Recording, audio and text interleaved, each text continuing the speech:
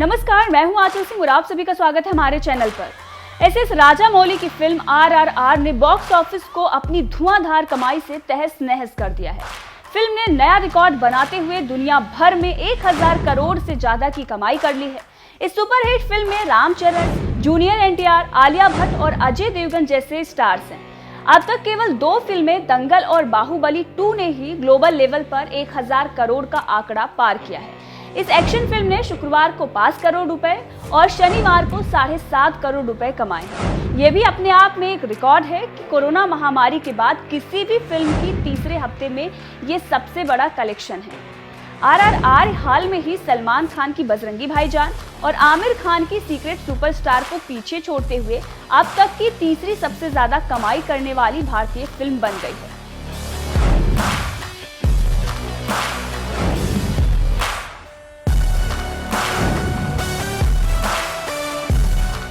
बता दें कि सलमान खान की बजरंगी भाईजान ने दुनिया भर में 969 करोड़ का कारोबार किया था। वहीं आमिर खान की सीक्रेट सुपरस्टार ने वर्ल्ड वाइड 967 करोड़ का कारोबार किया था। लेकिन आरआरआर ने 1000 करोड़ का आंकड़ा पार कर सलमान खान और आमिर खान के पसीने छुड़ा दिए हैं। वहीं आरआरआर हिंदी अभी द कश्मीर फाइल्स के आंकड़ों को मात देने की दौड़ में है। राजामौली की इस फिल्म ने सिर्फ हिंदी बेल्ट में कुल मिलाकर 221 करोड़ से ज्यादा की नेट कमाई की है। हालांकि आरआरआर के लिए आगे का सफर इतना आसान नहीं है। इसी हफ्ते रिलीज हो रही यश की केजीएफ 2 के आने से कलेक्शन पर काफी असर पड़ सकता है। बता दें कि राजामौली की आरआरआर 2 स्वतंत्रता सेनानियों के जीवन पर आधारित है। अल्लूरी सीताराम राजू और कुमराम भीम, जिनका किरदार रामचरण और जूनियर एनटीआर ने निभाया है। ये फिल्म भारतीय बॉक्स ऑफिस पर 100 करोड़ रुपए के क्लब में कदम रखने वाली सबसे तेज फिल्मों में से एक है। फिल्म ने बॉक्स ऑफिस पर जिस तरह का इतिहास रचा है वो वाकई में शानदार है। 550 करोड़ के बजट में बने इस फिल्म का लाइफ टाइम कलेक्शन कितना होता है ये देखना वाकई में दिलचस्प होगा। वैसे आपका इस खबर पर क्या कहना है, हमें कमेंट करके जरूर बताएं और बॉलीवुड से जुड़ी खबरों को जानने के लिए हमारे साथ बने रहें।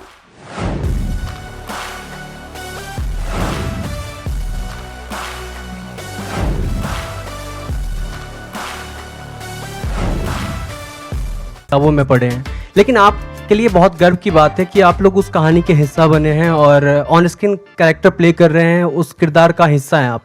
तो हम लोग महसूस नहीं कर सकते, क्या आप लोग कुछ फील करते हैं उनकी कुर्बानी, उनकी लड़ाई ऑन स्क्रीन प्ले करते वक्त कुछ ऐसा? तीनों बारी बारी से आंसर।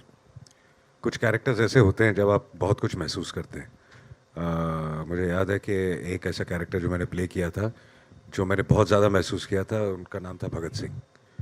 क्योंकि उनकी जब हम कहानियाँ सुनते थे कि वो जो फिल्म में था वो तो ठीक है, जो असली ज़िंदगी में भी वो क्या थे, उनके आई थिंक 90 से ऊपर की उम्र के भाई हमारे सेट पे आया करते थे और वो जब कहानियाँ सुनाते थे तो आपका पूरा थॉट प्रोसेस आपकी ऐसे लगता है कि अगर 6 महीने और शूटिंग चलती तो आप एज ए ह्यूमन बीइंग बदल जाते। मतलब कि इतना फ़र्क पड़ता है कई बार। Hello, Rajmouli garu. एक second, sir. I'll come to you. Well, I have done a film called Razi where I played character of an unsung hero, and I think I completely agree with Ajay sir that अगर आप 6 महीने और या 3 महीने और 1 महीने और you live that character, you really feel, because हम imagine नहीं कर सकते हैं what they have to do, what they go through, and how they put their lives at stake, for the country and for their people. हम imagine भी नहीं कर सकते हैं। तो living through the beats of the character and the psychology and what they go through is just a small part of it.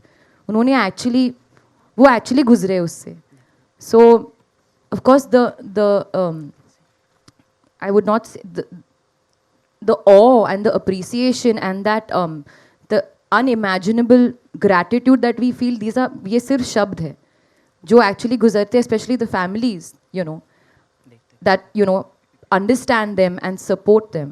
It's another world altogether. So I think जैसा said, हम जितना भी कहे वो कम होगा।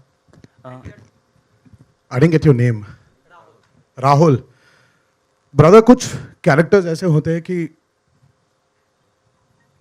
पैदाशी से जब we've heard their stories. हम उनकी कहानियां सुन के बड़े हुए हैं.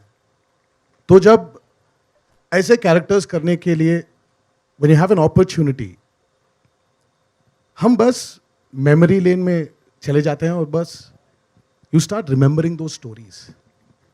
And somewhere you feel that you really don't need to work hard for it. क्योंकि तुम्हारी जिंदगी के ऑलरेडी वो हिस्सा बन चुके हैं. So you're playing yourself there. You're not playing some character. So these are the freedom fighters, these are the great people who've become a part of your life already. So you're playing yourself. Alia? So there wasn't a special effort for this. And of course, when you have a director like Rajamouli, who is ready to guide you, it becomes very easy. I'm trying here. If there's, no, if there are any mistakes, please, I'm ready to accept it, but thank you. Alia, hi, this is Vinamru from Midday. So my question to you is that when you were finalized to play the character of Sita, as an actor, what were your emotions like on the first day of the shoot and the last day of the shoot?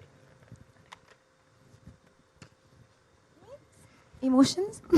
I was very excited, but I was also very nervous because it's an unknown language. I mean, I know the language, I've studied, and I've gone through my part, I've rattoed it, I'm sitting every day with my coach, and I'm going through it. But at the end of the day, I think maybe in Hindi or English, I don't think in Telugu, but I was very nervous because I wanted to portray the line, give the right pauses, give the right...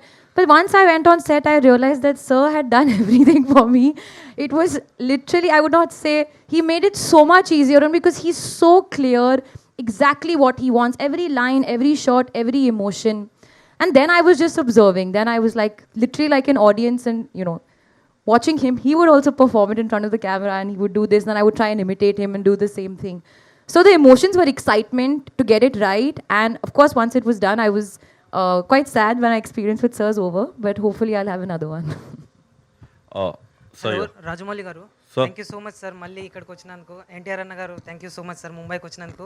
నా question ఏంటంటే మీ అన్నగారు ఎన్టీఆర్ అన్న గారు మీకు biggest difficulty ఎప్పుడు అనిపించింది sir షూటింగ్లోన, అంటే RRR షూటింగ్లోన? Okay, his question was... I understood the question. What was the biggest difficulty while shooting the film RRR? I've understood. Let me tell you, on set before you answer that question, NTR and Ramcharan were always talking to each other in Telugu in front of me. And I was always looking like one tennis ball, left, right, center, waiting for somebody to translate it to me. Now I'll start translating. No way. Yeah. No. You all were There were always- so many times.